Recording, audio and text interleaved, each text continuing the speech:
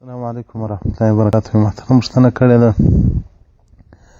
چې دا د لوی اختر میاشت رانوي سي نو نوکان پرې کول او یا د بدن نور وریښتان اخیستل دا څنګه دي؟ محترمه دا پوښتنه موږ مخکې جواب کړله. په صحیح المسلم کې یو روایت دی، رسول الله صلی الله علیه وسلم مبارک وایي چې د لوی اختر هغه 10 ورځې رانوي سي، راداخلې سي. و اراد بعضکم او اراده لري بعضې له تاسو څخه چې اخترې وکړي نو فلا یاخذن شعرا. رسول الله صلی الله علیه وسلم وایي ما ویښتان اخلي او ما نوکان پرې کوئ.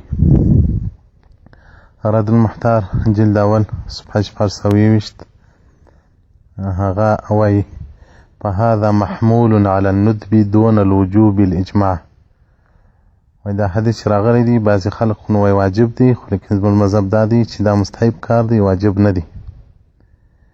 نو که چا اخترۍ کوو نو د هغه دپاره دا مستحب طریقه ده چې ویښتان نه کړي پرې او نه نوکان پرې کړي.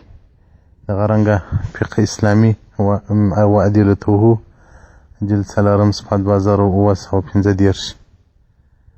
نو محترمه حکم یې د استحباب دی چې دا مستحب طریقه ده، نور اخترې ته تاوان نه پرسیږي.